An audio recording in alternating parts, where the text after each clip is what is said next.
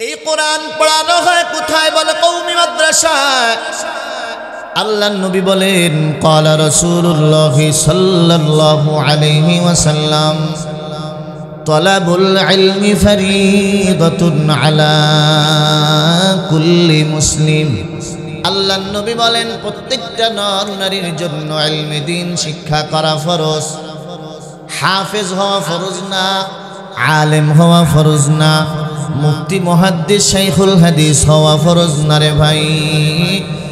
একজন মানুষের দৈনন্দিন চলাফেরা করতে যতটুকু মাসআলা প্রয়োজন, অতটুকু ইলম অর্জন করা প্রত্যেকটা নর নারীর জন্য ফরজ। সব নর নারীর জন্য ফরজ। এ নবীর উম্মতের দান, এই ইলম আমরা কেন অর্জন করব? ইলম যদি অর্জন করেন আর ইলমের জন্য যদি আপনি রাস্তায় বের হন, আল্লাহ পাক আপনাকে জান্নাতে যাওয়ার রাস্তা সহজ করে দিবেন। সুবহানাল্লাহ। এ নবীর উম্মত, আল্লাহর নবী সাল্লাল্লাহু আলাইহি ওয়াসাল্লাম বলেন, মুসলিম শরীফের 2699 নম্বর হাদিস, ক্বালা রাসূলুল্লাহ সাল্লাল্লাহু আলাইহি ওয়াসাল্লাম, মান সালাকা তরিকান ইয়ালতামিসু ফীহি ইলমা সাখালাল্লাহু বিহি তরিকান ইলাল জান্নাহ।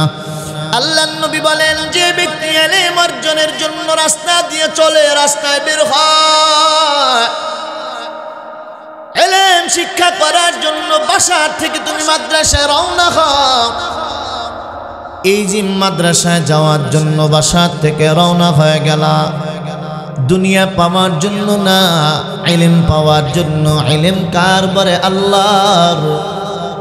আল্লাহর নবীও বলেন, যে ব্যক্তি আল্লাহকে পাওয়ার জন্য, আল্লাহর ইলম শিখার জন্য রাস্তায় বের হয়, ওই লোকটার ইলম শিক্ষা করাটাও আল্লাহ সহজ করে দিবেন, ওই সাথে সাথে জান্নাতে যাওয়ার রাস্তাও আল্লাহ সহজ করে দিবেন।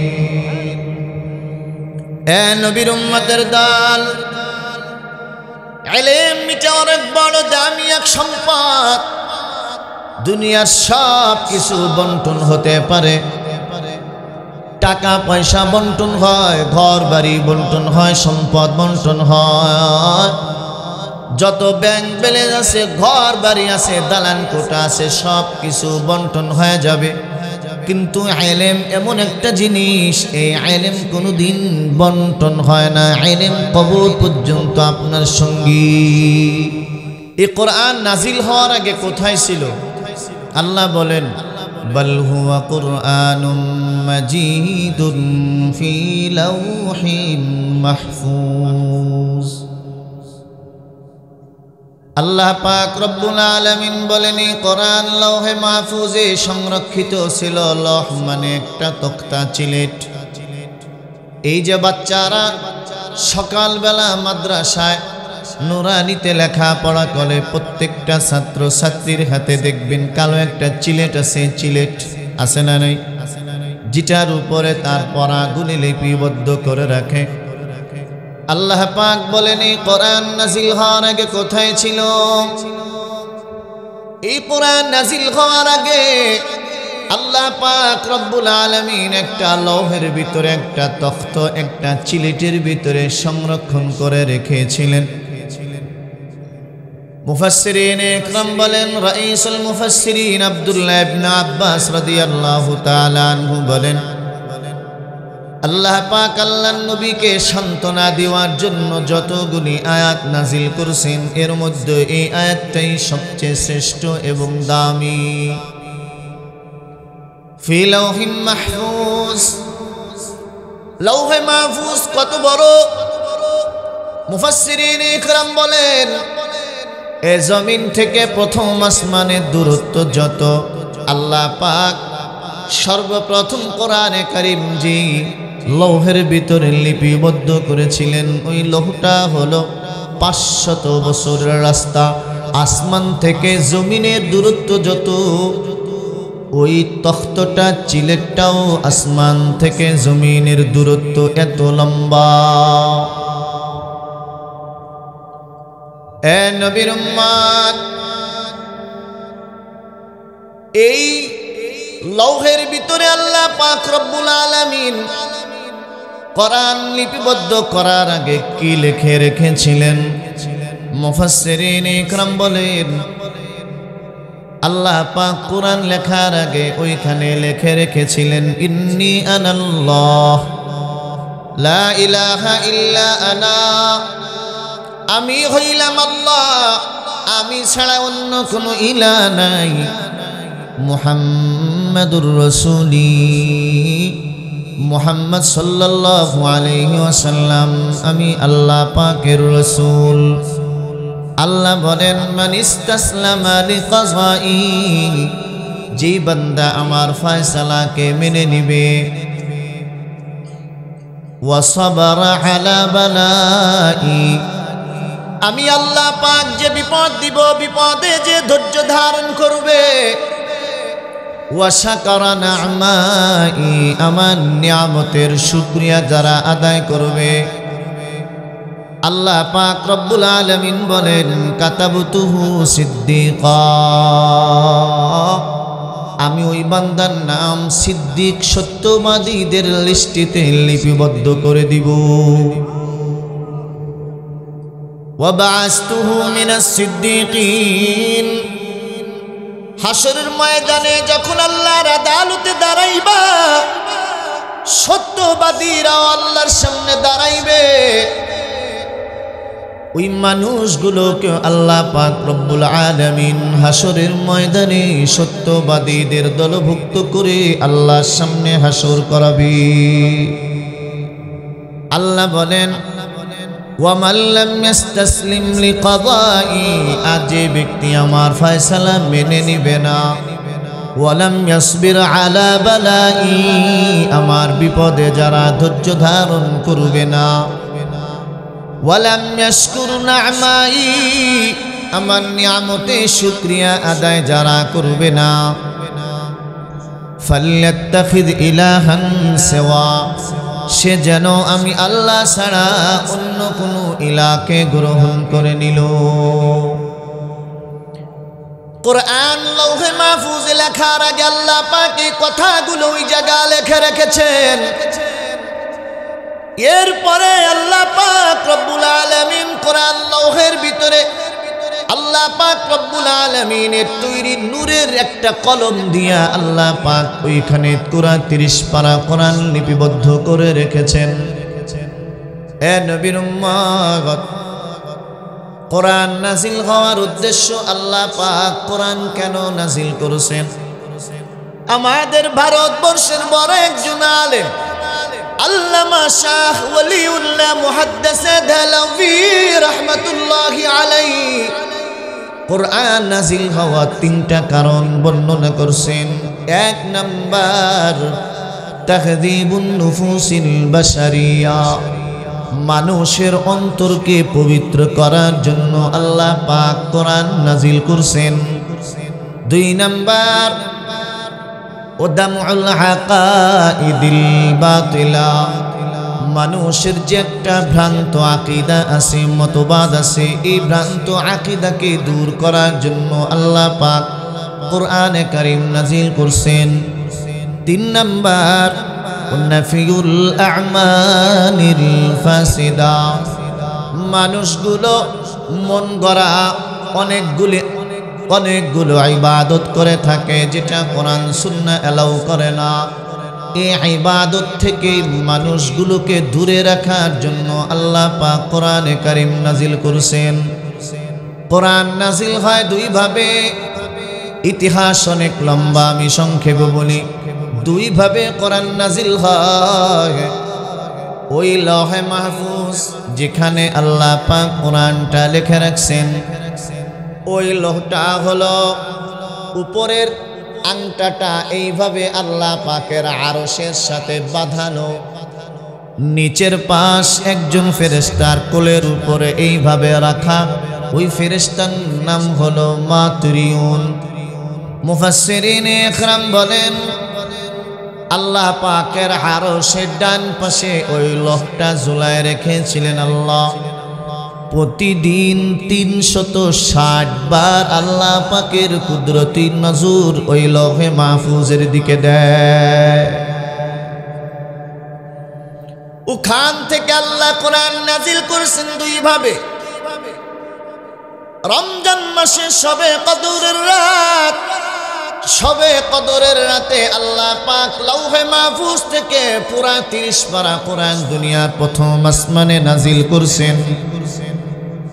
এরপর আল্লাহ নবীর বয়স যখন 40 বছর হয়, আল্লাহ পাক রব্বুল আলামিন আল্লাহ নবীর উপর কোরআন নাজিল করবেন।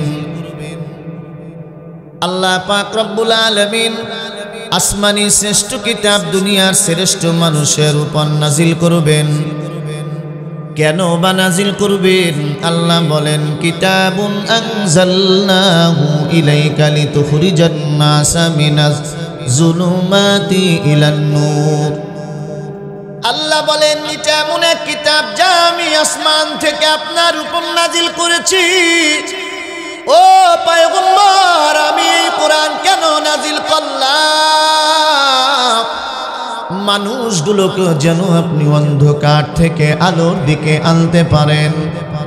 মানুষগুলো জাহান্নামের পথিক হয়ে যাচ্ছে, আমি কোরআন আপনার নিকট নাজিল করলাম। এই কোরআনের মাধ্যমে যেন আপনি আপনার উম্মতদেরকে জাহান্নামের পথ থেকে ফিরাইয়া জান্নাতের পথ দেখাইতে পারেন। এই জন্য আমি আল্লাহ কোরআন নাজিল করলাম। এ নবীর উম্মতের দল, কোরআন সর্বপ্রথম কোথায় নাজিল হয় ইতিহাস সবার জানা রে ভাই। আম্মা জান আয়েশা থেকে বর্ণিত, আম্মা জান আয়েশা সিদ্দিকা রাদিয়াল্লাহু তাআলা আনহা বলেন, আউয়ালু মা বুদিআ রাসূলুল্লাহি সাল্লাল্লাহু আলাইহি ওয়াসাল্লাম মিনাল ওয়াহয়ি আর-রুয়াস সাদিকাতি মিনান নাওম। আম্মা জান আয়েশা বলেন, সর্বপ্রথম আল্লাহ নবীর কাছে ওহীর সূচনা হয় স্বপ্নের মাধ্যমে। আল্লাহ নবী রাত্রে বেলায় ঘুমাইছেন। আল্লাহ পাক রব্বুল আলামিন আল্লাহ নবীকে স্বপ্নে দেখাইলেন। আল্লাহর পক্ষ থেকে আসমান থেকে ওহী আল্লাহ নবীর কাছে আসবে। আম্মা জান আয়েশা বলেন, ফাকানা লা ইয়ারা রুয়ান ইল্লা জাআত মিসলা ফালাকিস সুবহি। আম্মা জান আয়েশা বলেন, আল্লাহ নবী রাত্রে বেলায় যে স্বপ্নগুলো দেখতেন, সকালবেলা স্বপ্ন দিবালোকের ন্যায় স্পষ্ট পাইতেন। রাত্রে বেলায় মায়ান নবী যে স্বপ্ন দেখছেন, ওই স্বপ্নটা ঘুম থেকে উঠেই আল্লাহ নবী ওটা বাস্তবতা দেখতে পেতেন। এবার আম্মা জান আয়েশা বলেন, সুম্মা হুব্বিবা ইলাইহিল খালা। এরপরে আল্লাহ নবীর কাছে নির্জনতা পছন্দনীয় হতে লাগলো। ফাকানা লা ইয়াখলু বিগারি হিরা ওয়া কানা লা ইয়াখলু বিগারি হিরা। আর আল্লাহ নবী পছন্দ হিসেবে করে নিলেন গারে হেরা। গারে হেরায় আল্লাহ নবী চলে গেলেন। আম্মা জান খাদিজার কাছ থেকে বিদায় নিয়ে চলে গেলেন। মায়ান নবী ওইখানে থাকতেন। মায়ান নবী খানা নিয়ে যাইতেন।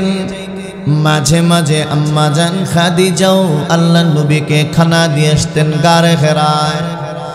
এ নবীর উম্মতের দল, আল্লাহ নবী সাল্লাল্লাহু আলাইহি ওয়াসাল্লাম হঠাৎ করে গারে হেরায় জিবরিল আমিন আল্লাহ নবীর কাছে এসে হাজির হয়ে গেলেন।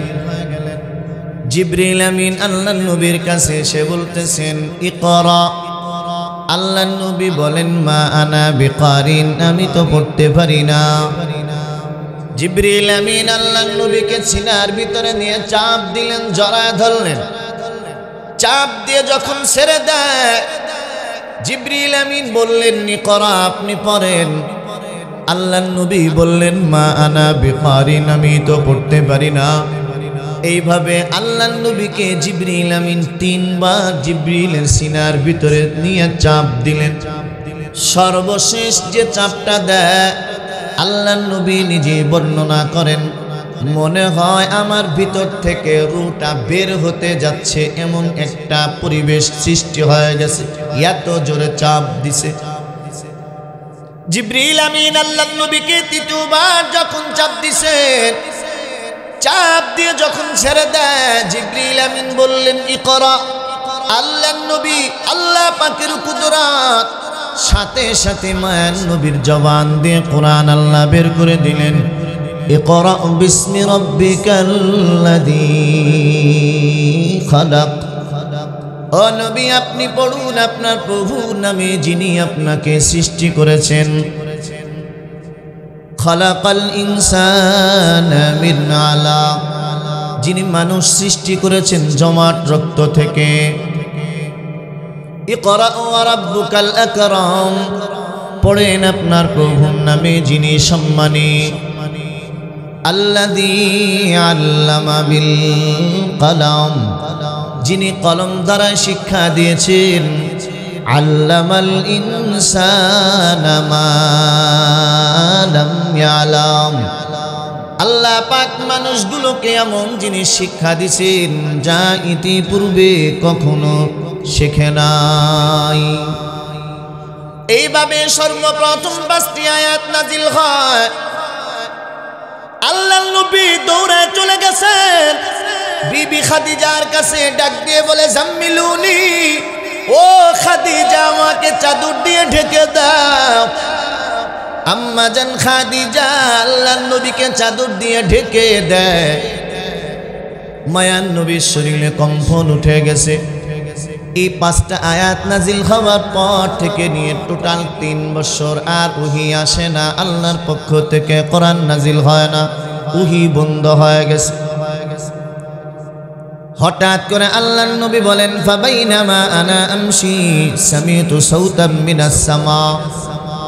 আল্লাহর নবী বলেন আমি হঠাৎ একদিন হাঁটলাম, হাঁটার মাঝে আমি আসমান থেকে একটা আওয়াজ শুনতে পাই। ফারাফাতু বাসারি ইলাস সামা, আওয়াজ শুনে আমি আসমানের দিকে তাকাইলাম। ফাইদাল মালাকুল্লাযী জাআনি বিহিরাই, আল্লাহর নবী বলেন আমি তাকায় দেখলাম ওই ফেরেশতা, যে ফেরেশতা আমার কাছে গার হেরায় এসেছিল। কাঈদুন আলা কুরসিন বাইনাস সামাই ওয়াল আরদ, আল্লাহর নবী বলেন আমি আসমানের দিকে তাকায় দেখলাম আসমান আর জমিনের মাঝখানে ওই ফেরেশতা একটা চেয়ারে বসে আছেন। সুবহানাল্লাহ, কি বলেন, ফাঁকা জায়গায় বসা যায়। আসমান আর জমিনের মাঝখানে একটা চেয়ার, ওই চেয়ারে জিবরিল আমিন বসে আছেন। আল্লাহর নবী বলেন ফাজিইস্তু বিনহু রুবা, আমি ভয়ে কাঁপতে লাগলাম, ওনাকে দেখে আমি ভয়ে কাঁপতে লাগলাম। হাত্তা হাওয়াইতু ইলাল আরদি, আমি জমিনে কাঁপতে কাঁপতে পড়ে গেলাম। আল্লাহর নবী বলেন ফাজিতু আহলি ফাকুলতু জাম্মিলুনি জাম্মিলুনি, আমি আবার আসলাম আমার বিবির কাছে, বিবি খাদিজার কাছে। আয়েশা বললাম আমাকে চাদর দিয়ে আবৃত করে দাও, ঢেকে দাও। আম্মা জান খাদিজা আল্লাহর নবীকে চাদর দিয়ে ঢেকে দেয়। তখন আল্লাহ পাক ওই জিবরিল আমিন আসমান আর জমিনের মাঝখানে চেয়ারের উপরে বৈশা আল্লাহর নবীকে ডাক দিলেন। নবী যেহেতু চাদর আবৃত অবস্থায় আছে, জিবরিল আমিন ডাক দিলেন ইয়া আইয়ুহাল মুদ্দাসসির, হে চাদর আবৃত ব্যক্তি, কুম ফাআনজির, আপনি উঠুন, ভীতি প্রদর্শন করুন। ওয়া রাব্বাকা ফাকাব্বির, আপনার রবের ব্রততা প্রকাশ করুন। ওয়া সিয়াবাকা ফাতাহির, আপনার কাপড় পবিত্র করুন। ওয়ার রুজুজা ফাজুর, মূর্তি পূজা থেকে বিরত থাকুন। 3 বছর পর সূরা মুদ্দাসসিরের এই 5 আয়াত আল্লাহ পাক নাজিল করলেন। এরা নবীর উম্মতের দল, গোটা 23 বছর জিন্দেগিতে আল্লাহ পাক আল্লাহ নবীর উপর কখনো মক্কায়, কখনো মদিনায়, কখনো এক আয়াত অথবা আয়াতের কিছু অংশ, কখনো এক সূরা আবার কখনো সূরার কিছু অংশ আল্লাহ পাক আল্লাহর নবীর উপর নাজিল করলেন। মক্কার কাফিররা আল্লাহর নবীকে প্রশ্ন করলেন, ও পয়গম্বর, আল্লাহ পাক আসমান থেকে পূর্বে যতগুলি কিতাব নাজিল করেছেন সব কিতাবগুলি লিপিবদ্ধ আকারে নাজিল করেছেন, কিন্তু কোরআন নাজিল করতে সময় 23 বছর কেন লাগলো? কাফেররা বলেন, وقال الذين كفروا لولا نزل عليه القرآن جملة واحدة كذلك لنثبت به فؤادك ورتلناه ترتيلا। মক্কার কাফিররা বলে, আসমান থেকে লিপিবদ্ধ আকারে সব কিতাব পূর্বে নাজিল হয়েছে, কিন্তু কোরআন নাজিল হতে 23 বছর সময় কেন লাগলো? আল্লাহ নবী তো জানে না। আল্লাহ বলেন, কাযালিকা লিনুসাব্বিতা বিহি ফুআদাকা, এই কোরআন আমি 23 বছরে নাজিল করেছি এই কারণে, যাতে করে পুরা 30 পারা কোরআন আপনার সিনার ভিতরে আমি বসায় দিতে পারি। আল্লাহু এ নবীর উম্মতের দল, আল্লাহ পাক রব্বুল আলামিন বলেন, ওয়া কুরআনান ফারাকনাহু লিতাকরাউহু আলান নাসি আলা মুকসিন ওয়া নাযালনাহু তানজিলা। এই কোরআন আমি আলাদা আলাদা করে অল্প অল্প করে নাজিল করেছি, যাতে করে আপনি মানুষের সামনে থেমে থেমে পড়তে পারেন। এই জন্য আমি অল্প অল্প করে নাজিল করেছি। আরে নবীর উম্মতের দল, মুফাসসিরিন ইকরাম বলেন, সর্বপ্রথম আয়াত তো সূরা আলাকের 5টা, ইকরা বিসমি রাব্বিকাল্লাযী খালাক, এই 5 আয়াত। সর্বশেষ আয়াত কোনটা? মুফাসসিরিন ইকরাম বলেন, আল্লাহর নবীর ইন্তেকালের 81 দিন মতান্তরে মাত্র 9 দিন, 81 দিন অথবা 9 দিন আগে আল্লাহ পাক একটা আয়াত নাজিল করেছেন।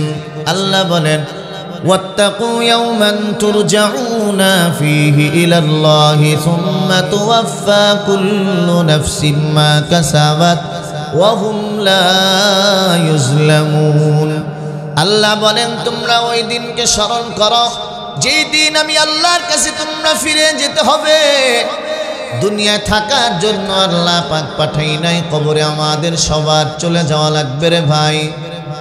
ওই দিন আমি আল্লাহ পাক রব্বুল আলামিন তোমাদের উপর, তোমাদের প্রতি বিন্দু পরিমাণও জুলুম করব না, অবিচার করব না। যে যতটুক পাইবা আমি আল্লাহ তার বদলা তাকে ততটুকুই দিব। এই আয়াত সর্বশেষ আল্লাহ পাক নাজিল করলেন, মৃত্যুর কথা স্মরণ করায় দিলেন। দুনিয়ায় যে আমল করা লাগবে, জান্নাত জাহান্নাম আছে, সর্বশেষ আয়াতটাও আল্লাহ নাজিল করে সংবাদ দিয়ে দিলেন, এ বান্দা আমার কাছে তোমাদের আসতে হবে। সুতরাং ওই আশাটা যেন তোমাদের ভালো হয়, কল্যাণকামী হয়।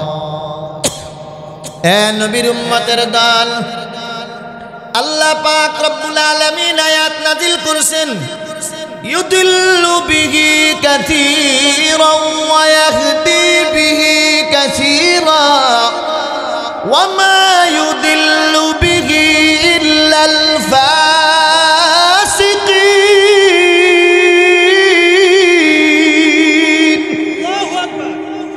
আল্লাহ বলেন, এই কোরআন কিছু মানুষ পাওয়ার পর ধ্বংস হয়ে গেছে, আবার এই কোরআন গেছে।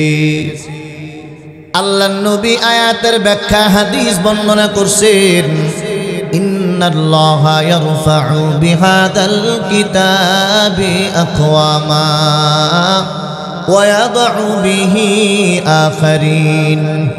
আল্লাহর নবী বলেন, এই কোরআন কিছু মানুষের সম্মান আকাশ চুম্বি উঠায় দিচ্ছেন, আবার এই কোরআন পাওয়ার পর কিছু মানুষের সম্মান ধূলিসাৎ হয়ে গেছে। কোরআন নাজিল করছেন আল্লাহ। আবু বকর দেখেছে, ওসমান দেখেছে, আলী, ওমর দেখেছে রাদিয়াল্লাহু আনহুম। এই মানুষগুলো কোরআন নাজিল হওয়া দেখছেন, এরা কোরআন বিশ্বাস করেছেন, দুনিয়া থেকে জান্নাতে সুসংবাদ পাইয়া কবরে গেছে। ঠিক কিনা? আবার এই কোরআন নাজিল হওয়া আবু জাহাল দেখছে, উতবা শাইবা দেখছে, মুসাইলামাতুল কাযযাব দেখেছে, আরো অনেক হাজারো লাখ মানুষ দেখলো, কিন্তু তারা এই কোরআন মানে নাই, নবীকে মানে নাই। এই মানুষগুলো কোরআন সামনে থাকার পরেও মানুষগুলো দুনিয়া থেকে জাহান্নামের বাসিন্দা হয়ে কবরে গেল। ঠিক কিনা? এর নাম হলো ইন্নাল্লাহা ইয়ারফাউ বিহাদাল কিতাবি আকওয়ামা ওয়া ইয়াদউ বিহি আখারিন। এই কোরআন পাইয়া কিছু মানুষের সম্মান আকাশচুম্বী হয়ে গেছে, আবার এই কোরআন পাওয়ার পর কিছু মানুষের সম্মান একদম ধুলায় মিশে গেছে। নবীর উম্মতের দল, এই কোরআন পড়ানো হয় কোথায়? বলে কওমি মাদ্রাসায়। আল্লাহর নবী বলেন, ক্বালা রাসূলুল্লাহ সাল্লাল্লাহু আলাইহি ওয়াসাল্লাম, তলাবুল ইলমি ফরিদাতুন আলা কুল্লি মুসলিম। আল্লাহর নবী বলেন, প্রত্যেকটা নর নারীর জন্য ইলমে দ্বীন শিক্ষা করা ফরজ। হাফেজ হওয়া ফরজ না, আলেম হওয়া ফরজ না, মুফতি মুহাদ্দিস শাইখুল হাদিস হওয়া ফরজ না রে ভাই। একজন মানুষের দৈনন্দিন চলাফেরা করতে যতটুকু মাসালা প্রয়োজন, অতটুকু ইলম অর্জন করা প্রত্যেকটা নর নারীর জন্য ফরজ। সব নর নারীর জন্য ফরজ। এ নবীর উম্মতের দল, এই ইলম আমরা কেন অর্জন করব? ইলম যদি অর্জন করেন আর ইলমের জন্য যদি আপনি রাস্তায় বের হন, আল্লাহ পাক আপনাকে জান্নাতে যাওয়ার রাস্তা সহজ করে দিবেন। সুবহানাল্লাহ। এ নবীর উম্মত, আল্লাহর নবী সাল্লাল্লাহু আলাইহি ওয়াসাল্লাম বলেন, মুসলিম শরীফের 2699 নম্বর হাদিস, ক্বালা রাসূলুল্লাহ সাল্লাল্লাহু আলাইহি ওয়াসাল্লাম, মান সালাকা তরিকান ইয়ালতামিসু ফীহি ইলমা সাখালাল্লাহু বিহি তরিকান ইলাল জান্নাহ। আল্লাহর নবী বলেন, যে ব্যক্তি ইলম অর্জনের জন্য রাস্তা দিয়ে চলে, রাস্তায় বের হয়, ইলম শিক্ষা করার জন্য বাসার থেকে তুমি মাদ্রাসায় রওনা হও, এই যে মাদ্রাসায় যাওয়ার জন্য বাসার থেকে রওনা হয়ে গেলা, দুনিয়া পাওয়ার জন্য না, ইলম পাওয়ার জন্য। ইলম কার বলে? আল্লাহর। আল্লাহর নবীও বলেন, যে ব্যক্তি আল্লাহকে পাওয়ার জন্য, আল্লাহর ইলম শিখার জন্য রাস্তায় বের হয়, ওই লোকটা ইলম শিক্ষা করাটাও আল্লাহ সহজ করে দিবেন, ওই সাথে সাথে জান্নাতে যাওয়ার রাস্তাও আল্লাহ সহজ করে দিবেন। এ নবীর উম্মতের দল, ইলম এটা অনেক বড় দামি এক সম্পদ। দুনিয়ার সব কিছু বন্টন হতে পারে, টাকা পয়সা বন্টন হয়, ঘর বাড়ি বন্টন হয়, সম্পদ বন্টন হয়, যত ব্যাংক ব্যালেন্স আছে, ঘর বাড়ি আছে, দালান কোঠা আছে, সব কিছু বন্টন হয়ে যাবে।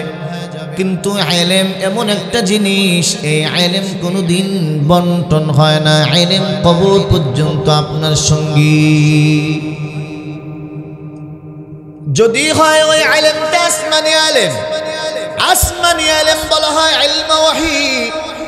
ইলমে ওহী বলা হয় এই জিনিস যেটা আল্লাহ পাক আল্লাহর নবীকে গার হেরায় ডেকে নিয়ে আল্লাহ পাক দান করছেন, ওটা হলো ইলমে ওহী। ইলমে ওহীর জ্ঞান হলো সবচেয়ে দামি জ্ঞান। এর চেয়ে বড় দামি জ্ঞান আল্লাহ পাক দুনিয়া আর কাউকে দেয় নাই।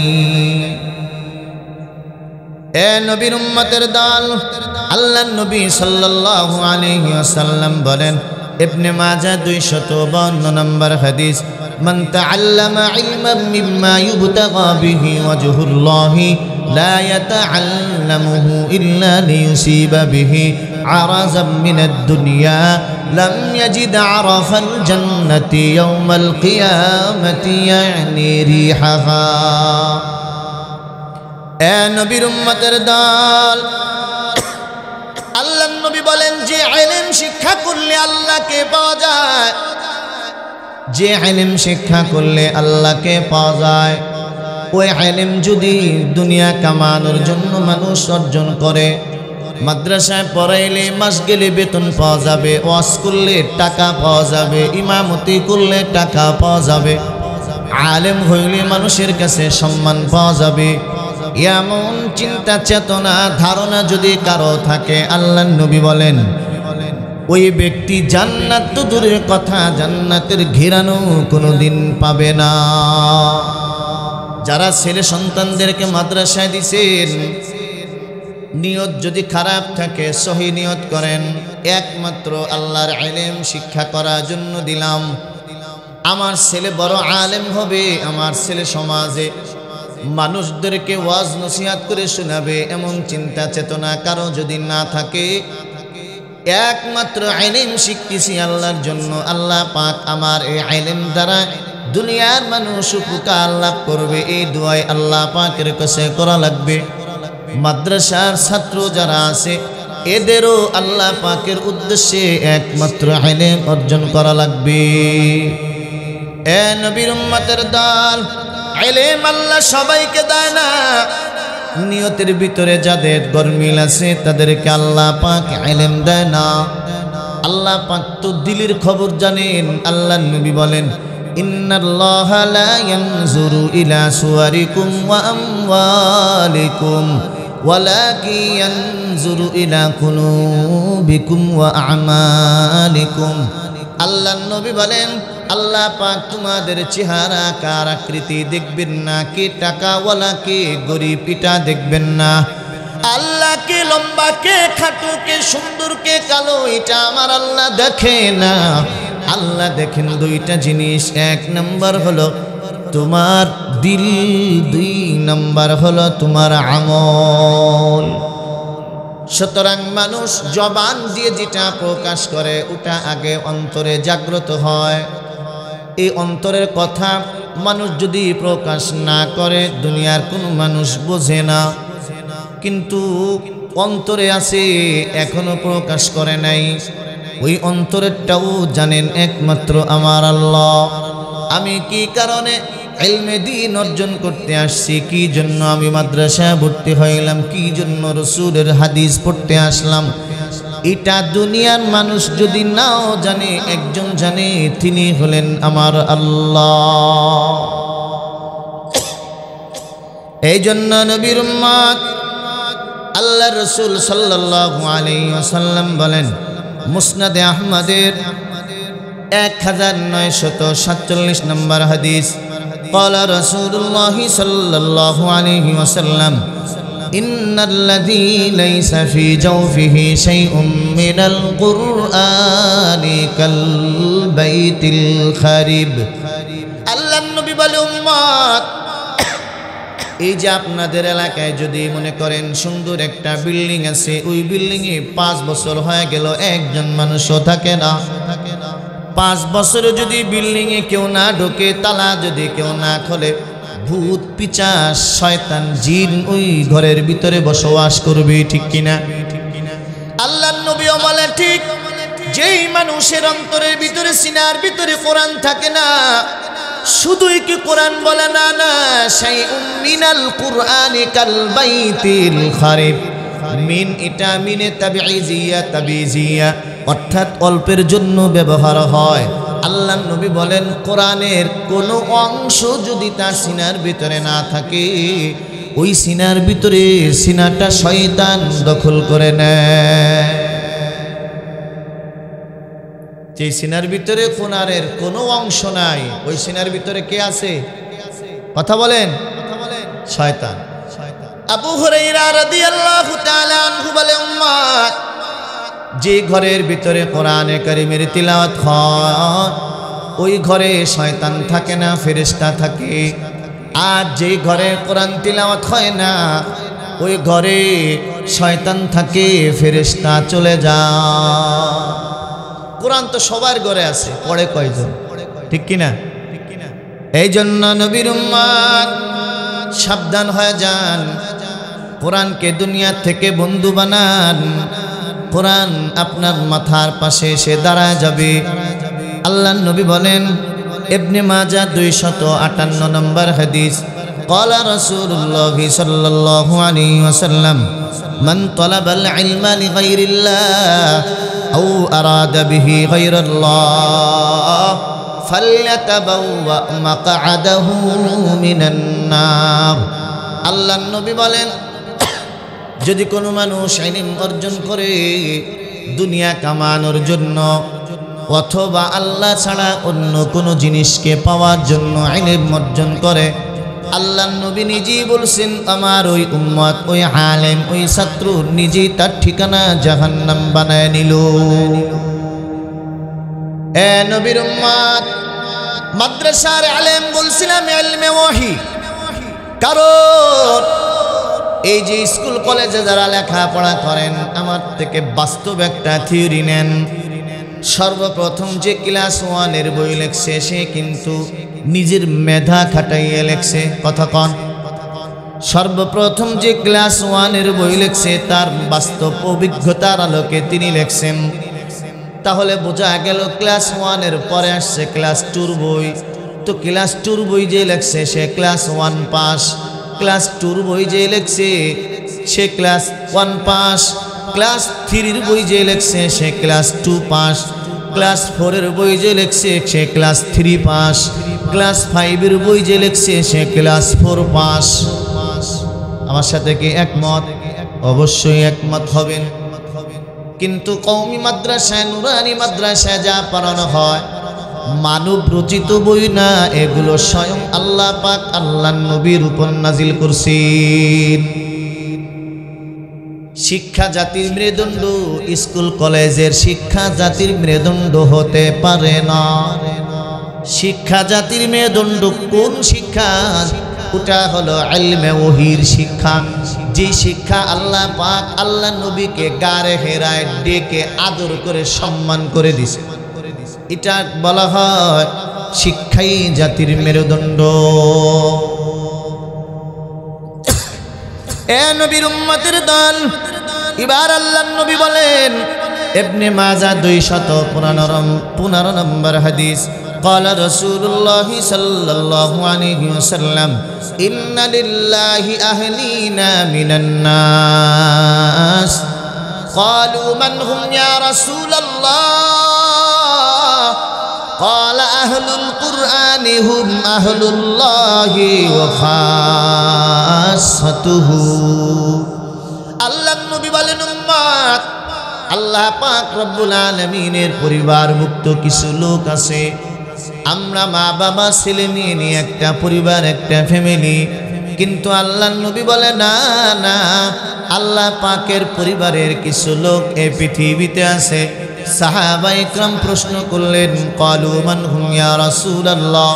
সাহাবায়ে কেরাম বললেন, ও পয়গম্বর, ওই লোকগুলো কারা যারা আল্লাহ পাকের পরিবারের অন্তর্ভুক্ত? আল্লাহর নবী বলেন, ক্বালা আহলুল কুরআনি হুম আহলুল্লাহি ওয়া খাসাতুহু। আল্লাহর নবী বলেন, যারা আল্লাহ পাক রব্বুল আলামিনের নাজিলকৃত কিতাব কোরআন যারা পড়ে এরাই হলো আল্লাহ পাকের খাস লোক এবং আল্লাহ পাকের পরিবারের অন্তর্ভুক্ত। সুবহানাল্লাহ। এই দৃষ্টিকোণ থেকে তাকাইলে বোঝা যায় গোটা পৃথিবীতে যত কওমি মাদ্রাসা আছে, কওমি মাদ্রাসার ছাত্র আর শিক্ষকই আল্লাহ পাকের পরিবারের।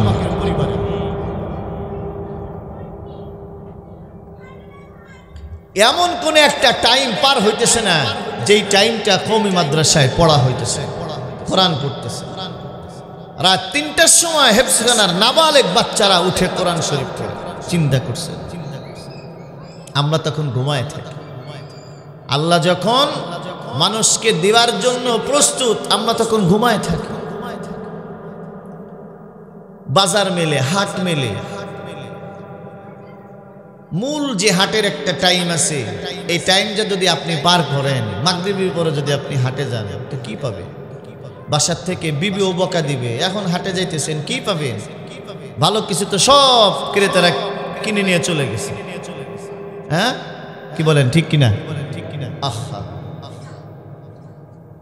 আল্লাহ আল্লাহ আল্লাহ। এই জন্য আল্লাহ পাকের পরিবারভুক্ত হন, আল্লাহ পাক ইনশাল্লাহ জান্নাত দিবেন শুধুমাত্র কোরআনের মোহাব্বত আর তিলাওয়াতের কারণে। এ নবীর উম্মতের দল, এবার শোনেন, যারা ঘরের ভিতরে বাসার থেকে মার্কেট থেকে কোরআন কিনে আইনে বাসার ভিতরে রেখে দেন কিন্তু কোরআন পড়েন না, আল্লাহর নবী বলেন, মান তাআল্লামাল কুরআনা ওয়া আল্লাকা মাসহাফাহু লাম ইয়াতাআহাদাহু ওয়া লাম ইয়ানজুর ফীহি জাআ ইয়াউমাল কিয়ামাতি। আল্লাহর নবী বলেন, যে মানুষগুলো কোরআন পড়ে, দোকান থেকে কিনে আনছেন, আবার গিলাপে সুন্দর করে প্যাকেট করে তাকের উপরে রেখে দিছেন, কিয়ামতের ময়দানে কোরআন আল্লাহর আদালতে দাঁড়ায় যাবে। আল্লাহ কোরআন আল্লাহকে বলবেন, ইয়াকুলু ইয়া রাব্বাল আলামিন, কোরআন বলবেন, ও বিশ্ব জগতের প্রতিপালক, ইন্না আবদাকা হাদা, এ হলো আপনার বান্দা, ইত্তাখাযানি মাহজুরা, এ আমাকে পড়ে নাই এবং আমাকে পরিত্যাগ করে রাখছে। কি নাই না, শুধু তাকের উপরে রেখে দিছে, কিন্তু কোনোদিন হাত দিয়ে ধরে দেখে নাই। ফাকজি বাইনি ওয়া বাইনাহু, কোরআন তখন আপনার বিরুদ্ধে আল্লাহর আদালতে মামলা দিবেন। আল্লাহ, এবার তোমার কোরআন আর তোমার বান্দার মাঝে তুমি পার্থক্য করে দাও, ফয়সালা করে দাও। কোরআন আপনার বিরুদ্ধে মামলা দিবে, চিন্তা করছে। আরো সবচেয়ে বড় দুঃখের কথা, আহা, যেই বাসায় কোরআন শরীফ আছে সেই বাসায় টিভি কেমনে থাকে? আমার তো মাথায় ধরে না। 50 বছর ধরে নামাজ পড়তেছেন, জামাতে নামাজ পড়েন, আলেমদের সাথে সম্পর্ক, আপনি মসজিদের সভাপতি, আপনি মাদ্রাসার সভাপতি, আপনি মাদ্রাসা আলেমদের হিতাকাঙ্ক্ষী, অথচ আপনার বাসায় কোরআনও আছে, টিভিও আছে। আফসোস। তো কি নামাজ পড়লেন 50 বছর? রাগ করেন না। তো 50 বছর ধরে কি নামাজ পড়লেন? যে বাসার ভিতরে যেই জায়গায় কোরআন, সেই জায়গায় আবার টিভি। আমি একটা খারাপ উদাহরণ দিই, রাগ করেন না। আচ্ছা, আমরা যে খানার প্লেটে খানা খাই, এই খানার প্লেটের পাশে যদি পায়খানা থাকে, প্লেট থেকে খানা কেউ খাবেন? হ্যাঁ, কেউ খাবেন না, এটা রুচিতেই আসে না। তো যেইখানে যেই তাকে কোরআন রাখলেন, যে ঘরে কোরআন রাখলেন, সেই ঘরে আবার টিভি রাখলেন, এটা কেমন রুচি? রুচি পরিবর্তন করা দরকার আছে না নাই? হ্যাঁ,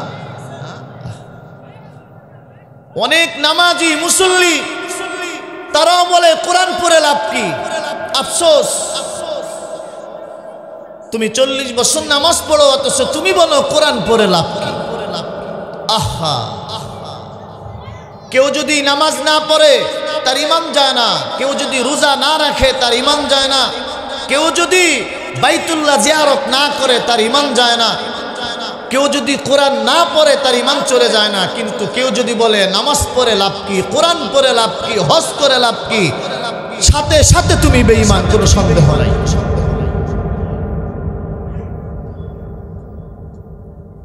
আহা, অনেক মানুষ আছে যে কওমি মাদ্রাসা করে লাভ কি?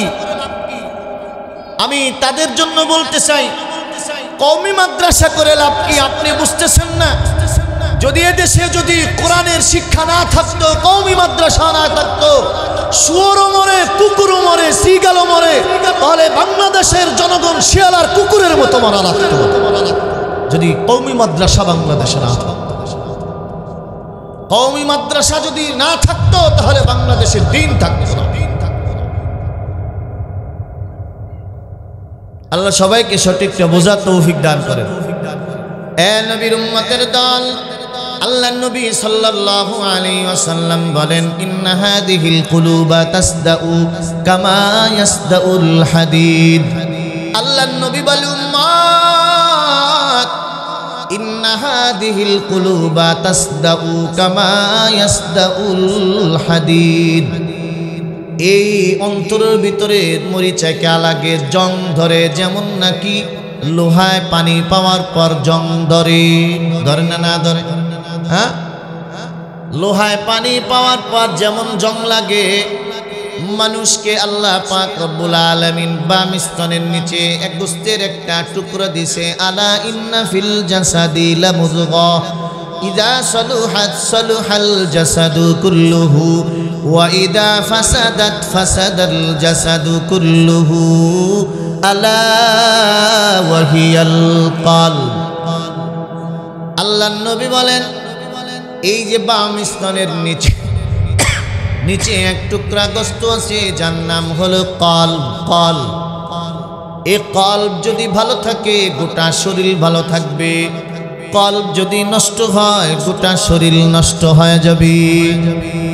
আল্লাহর নবী বলেন লোহায় যেমন মরিচিকা লাগে, জং ধরে, ঠিক মানুষের অন্তরেও জং পড়ে, মরিচিকা লেগে যায়। সাহাবায়ে ইকরাম বললেন কিলা ইয়া রাসূলুল্লাহ ওয়া মা জিলাউহা।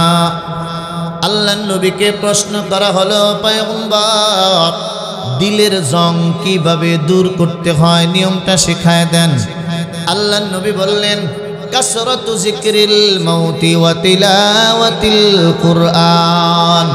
আল্লাহর নবী বলেন বেশি বেশি মৃত্যুকে স্মরণ করো এবং বেশি বেশি কোরআনে কারীমের তিলাওয়াত করো, তাহলে দিলের জং দূর হয়ে যাবে।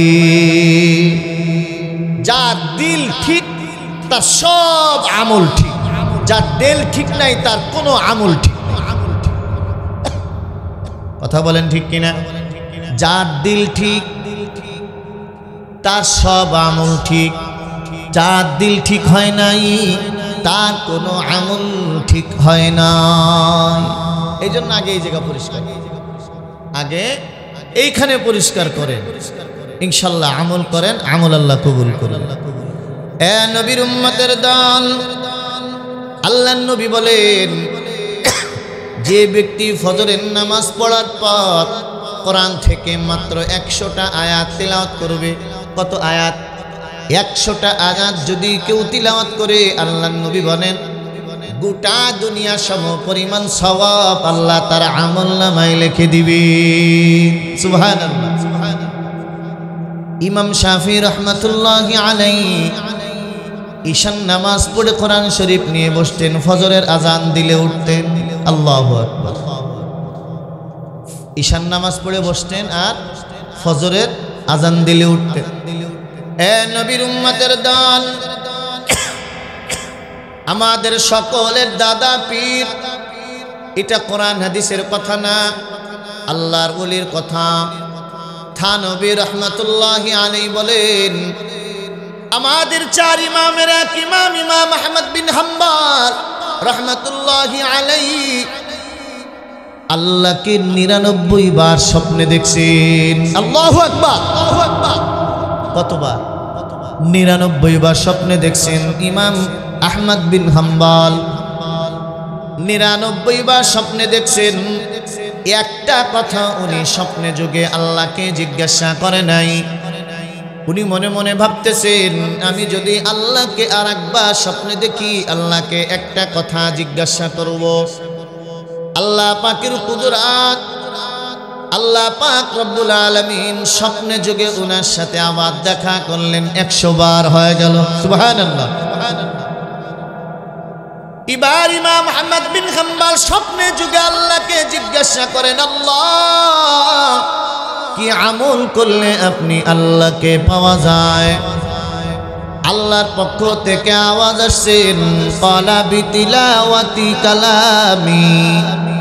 আল্লাহ পাক বলেন আমি আল্লাহর কোরআন পড়, আমি আল্লাহকে পাওয়া যাবি। সুবহানাল্লাহ। উনি আবার প্রশ্ন করছেন আল্লাহ কোরআন আমি বুঝে পড়বো না, না বুঝে পড়বো? আল্লাহর পক্ষ থেকে আওয়াজ আসছেন ক্বালা বিফাহমিন আও বিলা ফাহমিন, কোরআন যদি বুঝে পড়ো তারপরও আমি আল্লাহকে পাইবা, কোরআন যদি না বুঝেও পড়ো আমি আল্লাহকে পাইবা।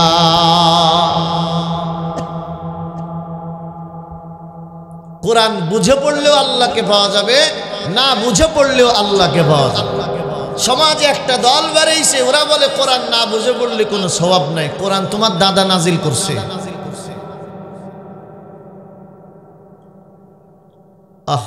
সূরা ফাতিহা কে কে পারেন? হাতে উঁচু করেন। সবাই পারেন?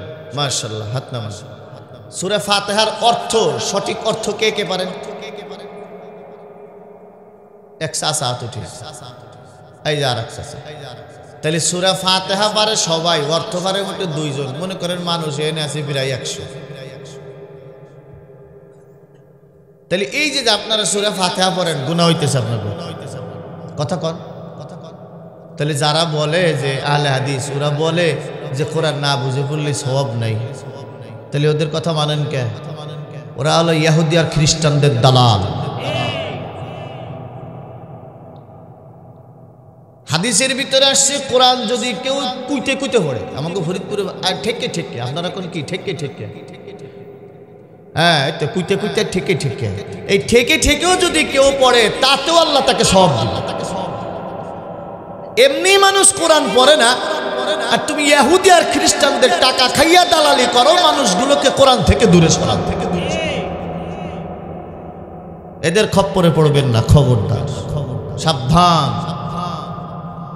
এমনি মানুষ পড়ে না, এমনি যায় না, আর তেনা ফেসে না। আল্লাহ, কষ্ট হইতেছে আপনাকে? আর একটু নবীর উম্মতের দল, এবার আল্লাহ নবী সাল্লাল্লাহু আলাইহি ওয়াসাল্লাম বলেন, ইবনে মাজাহ 226 নম্বর হাদিস, মা মিন খারিজিন খারাজা মিন বাইতিহি ফি তালাবিল ইলমি ইল্লা ওয়াজাআত লাহুল মালাইকাতু আজনিহাতাহা। আল্লাহ নবী বলেন, উম্মত ইলম থেকে বের হয়, ফেরেশতারা তাদের পর ডানা তাদের পায়ের নিচে বিছায় দেয়। কোরআন পড়ার জন্য ঘর থেকে মাদ্রাসায় যায়, বের হয়, যে রাস্তা দিয়ে হাঁটে ওই রাস্তায় ফেরেশতারা এইভাবে পর বিছায় দেয়, ডানা বিছায়। ইমাম গাজালি রহমতুল্লাহ আলাইহি, নাম শুনছেন নি আপনারা? এই ইমাম গাজালি রহমতুল্লাহ আলাইহি ক্লাসে ভালো ছাত্র ছিলেন, কিন্তু প্রতিদিন ক্লাসে আসতে দেরি হয়ে যাইত। হুজুর রাগ করতো, কি ব্যাপার তুমি প্রতিদিন দেরিতে আসো কেন ক্লাসে? আগামীকাল তাড়াতাড়ি আসবে। ঠিক আছে হুজুর, কালকে তাড়াতাড়ি আসবে। প্রত্যেকটা দিন ক্লাসে দেরি করে আসে। তো হুজুর এমনি পিটাই নাই, কিন্তু বলতেছে, আচ্ছা বাবা বলো তো তোমার এত দেরি হয় কেন, তুমি দেরি করে কেন আসো? ইমাম গাজালি রহমতুল্লাহ আলাইহি বলেন, হুজুর আমি যখন ঘর থেকে বের হই, রাস্তায় যখন পা রাখি, তখন আমার পায়ে কি যেন বাঁধে, আমি হাঁটতে পারি না, আমি হামু দিয়া নিচে হইয়া ওইগুলো এই দুনো হাত দিয়ে এইভাবে সরাইয়া রাস্তা পরিষ্কার করে তারপরে আমি হাঁটি। আল্লাহু আকবার। মালাইকাতু আজনিহাতাহা, ফেরেশতারা ডানা বিছায় দেয়। তার বাস্তব প্রমাণ ইমাম গাজালি রহমতুল্লাহি আলাইহি। এ নবীর উম্মতের দল, সাবধান, কোরআনকে বন্ধু বানান। কোরআনকে যদি বন্ধু বানায় দুনিয়া থেকে যেতে পারেন, কোরআন আপনার সাথে আল্লাহ পাক রব্বুল আলামিনের সুপারিশের জন্য আপনার সাথে কবরে চলে যাবে। ক্বালা রাসূলুল্লাহ সাল্লাল্লাহু আলাইহি ওয়াসাল্লাম, চমৎকার একটা জাহান্নাম থেকে জান্নাতে যাওয়ার চমৎকার একটা আমল আল্লাহর নবী 1000 বছর আগে শিখায় গেছেন। আল্লাহর নবী বলেন, ইন্না সূরাতান ফিল কুরআনি 30 আয়া। আল্লাহর নবী বলেন, কোরআনের ভিতরে 30 আয়াত বিশিষ্ট একটা সূরা আছে। কয় আয়াত? কথা কানে আমার দিক তাকান। 30 আয়াত বিশিষ্ট একটা সূরা কোরআনের ভিতরে আল্লাহ পাক নাজিল করেছেন। শাফাআত লিরাজুলিন হাত্তা গুফিরা লাহু ওয়া হিয়া তাবারাকাল্লাযী বিয়াদিহিল মুলক। আল্লাহর নবী বলেন, যত সময় পর্যন্ত আল্লাহ তাকে মাফ না করবেন ওই সূরা তত সময় আল্লাহর কাছে সুপারিশ করতে থাকবে। ঈশান নামাজের পরে যদি কেউ সূরা মুলক তিলাওয়াত করে এই সূরা তত সময় পর্যন্ত আল্লাহর কাছে সুপারিশ করবে যত সময় আল্লাহ আপনাকে মাফ না করে জান্নাত না দিবে। চিন্তা করছেন এই সূরা আমরা হাফেজ সব মানুষ আমাকে ফুর্তি লাগে মোটে 1 মিনিট, আপনা গুনায় 5 মিনিট না 10 মিনিটই লাগে। তো ঈশান নামাজ পড়েই সুন্নত আর বেতার পড়ে 8-10টা মিনিট মসজিদে দেন, মসজিদে দিয়ে মসজিদে তো কোরআন শরীফ আছে খুইলা একটু সূরাটা পড়েন, পড়তে না পারলেও আঙ্গুল দিয়া অক্ষরের উপরে এইভাবে টানেন, টানতে টানতে সূরাটা শেষ করেন, চোখ দিয়ে পানি ফেলান, ইনশাআল্লাহ সূরা আপনার জন্য সুপারিশ করবে আল্লাহ। রাসূলের কথা মিথ্যা? কথা বলেন মিথ্যা না সত্য? সত্য। এ নবীর উম্মতের দল, কোরআন নামক দামি এক সম্পদ। এই জন্যই তো এই কোরআনের আওয়াজ যখন শুনে মুসলমানের ঈমান তখন বৃদ্ধি পায়। এই আওয়াজ যখন বেঈমানরা শুনে বেঈমানদের অন্তরে জ্বালা বেড়ে যায়, ঠিক কিনা? এই জন্য আল্লাহ নবী যেখানে কোরআনে কারীম তিলাওয়াত করতেন আবু জাহাল ওইখানে গান বাজাইতেন। নাউজুবিল্লাহ। এ নবীর উম্মত সাবধান। এই জন্য দেখবেন কিছু কিছু এলাকা আছে যে এলাকায় কোরআন বিদ্বেষী আছে, বিধর্মীদের কথা বলবো না, আমরা যারা মুসলমানদের মধ্যে মুসলমানের ঘরে জন্ম নিছে এদের মধ্যে কোরআন বিদ্বেষী আছে না নাই? মাইকের সাউন্ড হইতেছে, আইসে বলতেছে একটু কমাই দাও, আছে না নাই?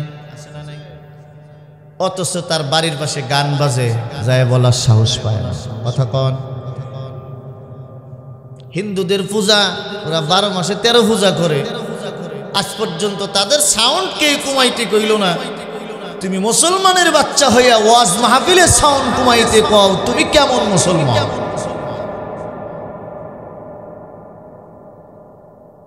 ওয়াজের আওয়াজে তোমার ঘুম হয় না, কোরআনের আওয়াজে ঘুম হয় না, গানের আওয়াজে ঘুম কেমনে হয়? বাসায় যখন রাত ভরে টিভি দেখো 2টা 3টা পর্যন্ত, তখন ঘুম কোথায় যায়? ঠিক কিনা? এই কোরআন বিদ্বেষী আল্লাহর নবীর জামানায় ছিল, এখনো আছে, কিয়ামত পর্যন্ত থাকবে। এই জন্য মাদ্রাসা যেখানে কোরআন পড়ানো হয় মাদ্রাসাকে সবাই দিল দিয়ে মোহাব্বত করবেন। মাদ্রাসাকে মোহাব্বত করা মানে আল্লাহর নবীকে মোহাব্বত করা, আল্লাহর নবীকে মোহাব্বত করা মানে স্বয়ং আল্লাহকে মোহাব্বত করা। মাদ্রাসার দিকে কেউ আর নজরে তাকাবেন না, আলেমদের দিকে কেউ খারাপ দৃষ্টি দিয়ে তাকাবেন না, ভালো দৃষ্টি দিবেন আলেমদের দিকে, আলেমও আপনার দিকে ভালো দৃষ্টি দিবে। মাদ্রাসার দিকেও ভালো নজর দেন, মাদ্রাসা কর্তৃপক্ষ আপনার দিকে ভালো নজর দিবেন। আপনি যদি মাদ্রাসার দিকে খারাপ দৃষ্টিতে তাকান, এদেশের উলামা ইকরাম আপনার চোখ উপড়ে ফেলবে ইনশাআল্লাহ।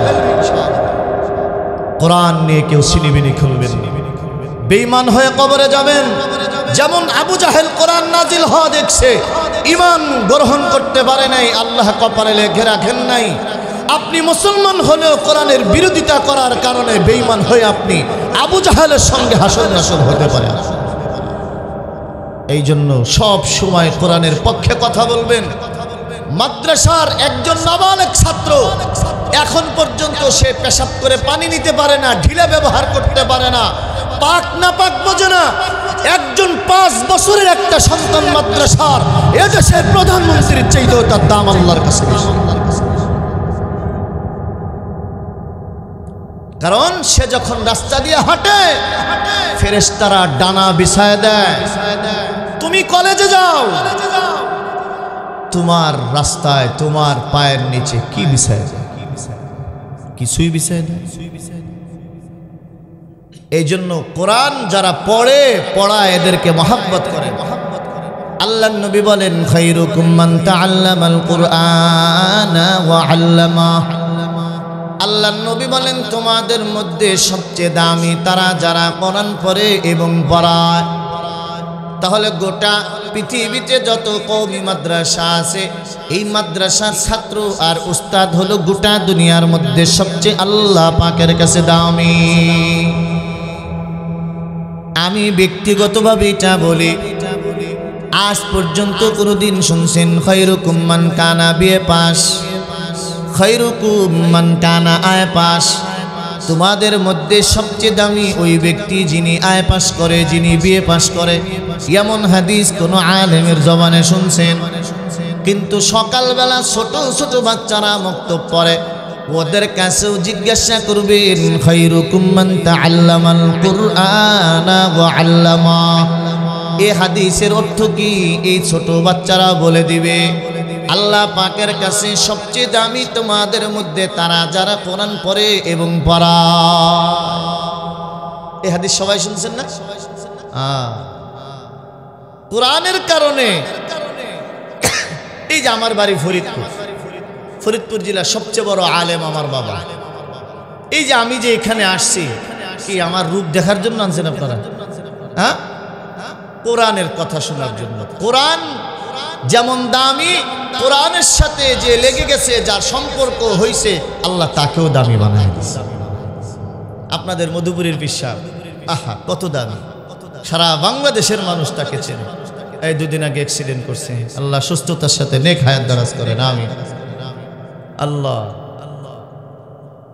এই জন্য কোরআনে, এই যে আমি একটা উদাহরণ দিই, যারা এই যে মুরব্বী আছেন, আচ্ছা বলেন তো, যখন ঢিলা ছিল না, আমরা এক সময় পেশাব পায়খানা করে ঢিলে ব্যবহার করতাম, মাটির ঢিলা, ঠিক কিনা?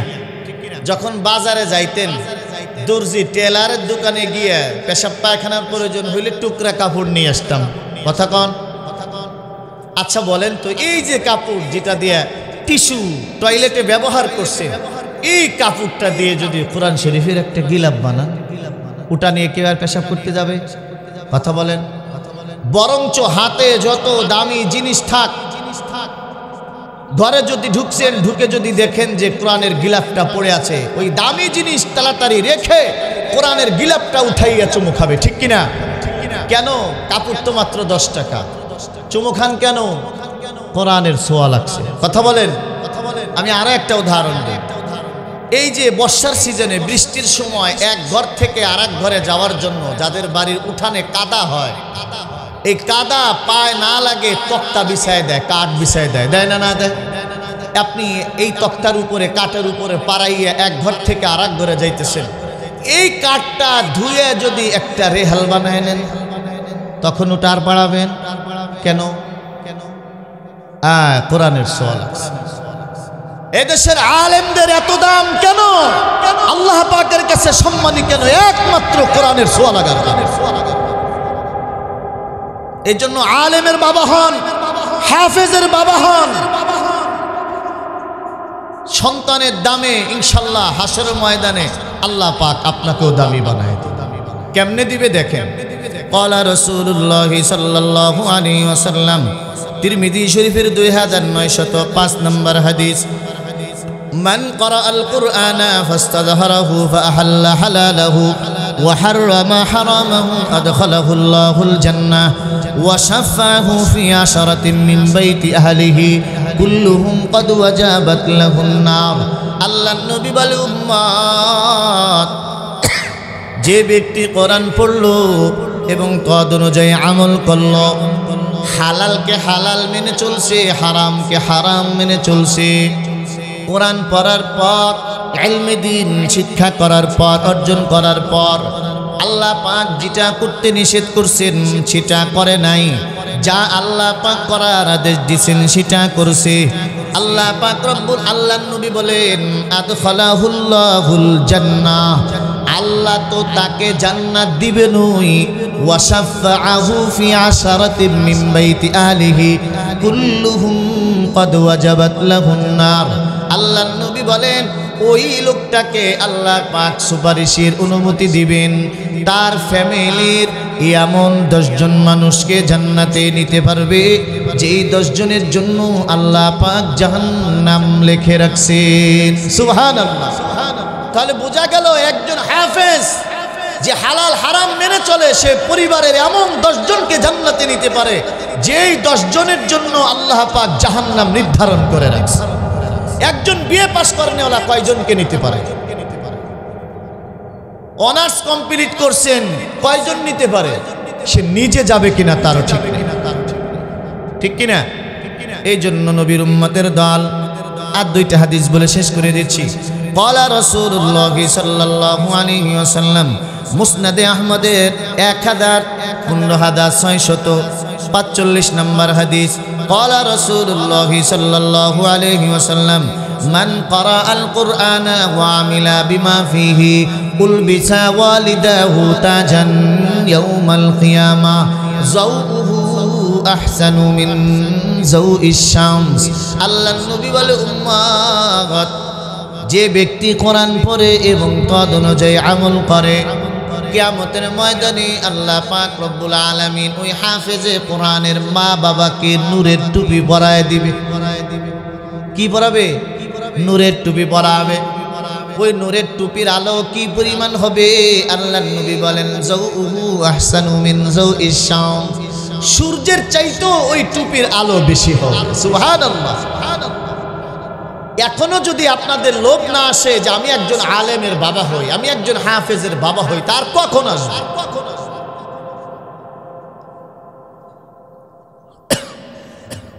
এ নবীর উম্মতের দল, আল্লাহর নবী সাল্লাল্লাহু আলাইহি ওয়াসাল্লাম বলেন, আবু দাউদ শরীফের 1464 নম্বর হাদিস, আল্লাহর নবী বলেন, নিকালু লিসাহিবিল কুরআন, কোরআনওয়ালাকে বলা হবে, ইকরা ওয়ারতাকি ওয়ারাতিল কামা কুনতা তুরাতিলু ফিদ দুনিয়া ফাইন্না মানজিলাকা ইনদা আখিরি আয়াতিন তাকরাউহা। আল্লাহর নবী বলেন, কিয়ামতের ময়দানে কোরআন পড়নেওয়ালাদেরকে বলা হবে, তুমি পড়ো যেমন নাকি দুনিয়া পড়তা এবং চড়তে থাকো। কোরআনে 6666 আয়াত। জান্নাতে আল্লাহ পাক 6666 তলা বিল্ডিং দিছেন। যার 100 আয়াত মুখস্থ আছে সে 100 তলা বিল্ডিং পাবেন, যার 10টা আয়াত মুখস্থ আছে সে 10 তলা বিল্ডিং পাবেন, যার 500 আয়াত মুখস্থ আছে সে 500 তলা বিল্ডিং পাবেন, যার পুরা 30 পারা কোরআন মুখস্থ আছে আল্লাহ পাক তাকে জান্নাতে 6666 টা বিল্ডিং দিবেন। আহা, আলেমরা হাফেজরা দুনিয়ায় বিল্ডিং করতে পারে নাই, কিন্তু আলহামদুলিল্লাহ জান্নাতে তারা বিল্ডিং পাবে। কথা বলেন ঠিক কিনা? সর্বশেষ হাদিস, রাত 12টা বেজে গেছে। ক্বালা রাসূলুল্লাহ সাল্লাল্লাহু আলাইহি ওয়াসাল্লাম, ইকালু লিসাহিবিল কুরআন ইকরা ওয়ারতাকি ওয়ারাতিল ইযা উযিআল মাইতু ফিল কবরি জাআল কুরআনু ইনদা রাসিহি।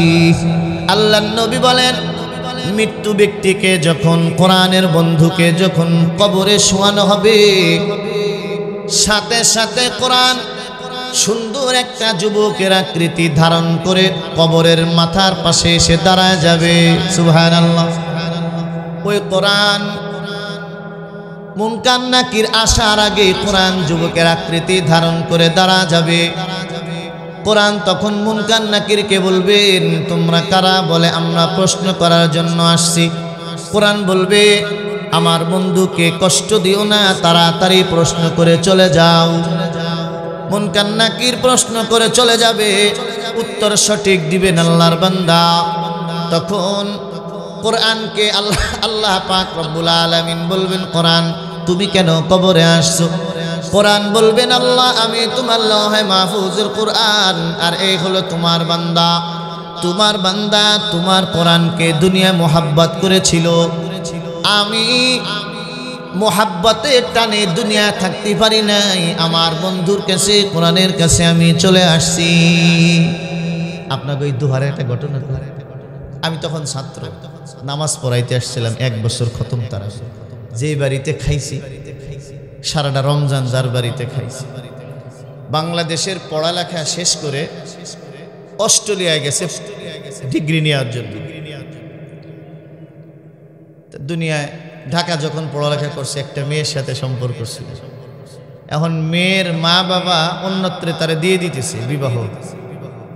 এই মুহূর্তে মেয়ে ফোন দিছে, আমার কিন্তু নিয়ে গেল, পাইলা না তুমি, ডিগ্রি লাগবি না, চলে আসো।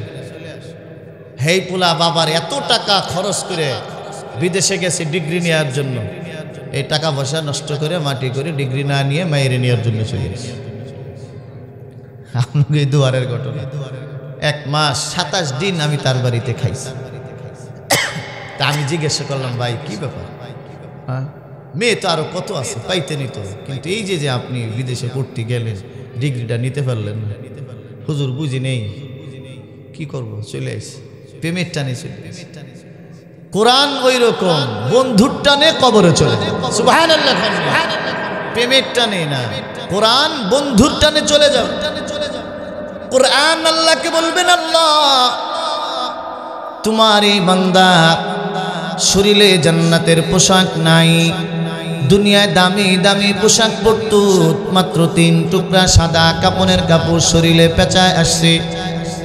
জান্নাত থেকে আমার বন্ধুর জন্য পোশাকের ব্যবস্থা করে দাও। আল্লাহ পাক সাথে সাথে কোরআনকে জান্নাতের চাবি দিয়ে দিবে। কোরআন জান্নাতের ভিতরে তালা খুলে ঢুকে যাবে। এবার জান্নাতের ভিতরে ঢুকার পর সুন্দর দামি পোশাক জান্নাত থেকে এনে বন্ধুর কবরে আবাস ওই বান্দাকে কবর থেকে উঠাইয়া তার শরীরে পরায় দিবে। কোরআন আল্লাহকে বলবেন, আল্লাহ আমার আরো 2টা আবদার বাকি আছে। আল্লাহ বলবে, তোমার 2য় নম্বর আবদারটা কি? কোরআন বলবেন, আল্লাহ আমার বন্ধু দুনিয়া 50,000 1 লক্ষ টাকা খাটের উপরে ঘুমাইছে, এখন কোনো বিছানা নাই, জান্নাত থেকে একটা গালিচার ব্যবস্থা আমার বন্ধুর জন্য করে দেন। আল্লাহ তখন বলবে, যা যা জান্নাতের ভিতরে ঢুকে যাও, জান্নাতে দামি দামি গালিচা আছে, যে গালিচাটা তোমার পছন্দ হয় তোমার বন্ধুর জন্য ওই গালিচা এনে কবরে বিছায় দাও। কোরআন সাথে সাথে আবার জান্নাতে চলে যাবে, দামি গালিচা নিয়ে আসবে। দোস্তকে বলবে, দোস্ত একটু ওঠো, ধুলা ভালো তোমার পিঠে কাপড়ে মাখায় যাইতেছে, আমি জান্নাত থেকে গালিচা নিয়ে আসলাম, তোমার কবরে একটু বিছায় দেই। আল্লাহর বান্দা উঠে যাবে, দামি গালিচা বিছায় দিবে।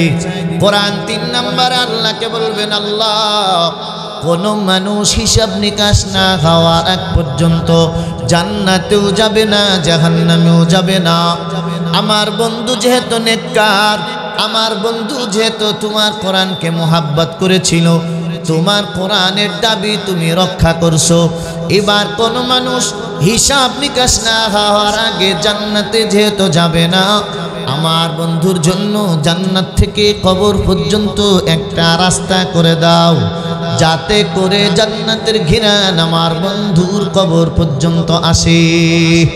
আল্লাহ পাক রব্বুল আলামিন সাথে সাথে জান্নাত থেকে তার কবর পর্যন্ত একটা রাস্তা করে দিবে। রাস্তা থেকে জান্নাত থেকে রাস্তা দিয়ে তার বন্ধুর কবর পর্যন্ত জান্নাতের ঘেরান আসতে থাকবে। কে কে হাফেজের বাবা হবো? আলেমের বাবা হওয়ার রাজি আছি তো ইনশাল্লাহ। যারা মুরব্বী হয়ে গেছেন, যাদের ছেলে মেয়েরা এখন আর মাদ্রাসায় পড়বে না, তাদেরকে নসিহত করেন, তোর একটা ছেলে আমার একটা নাতিকে মাদ্রাসায় পড়াবি, হাত নামান।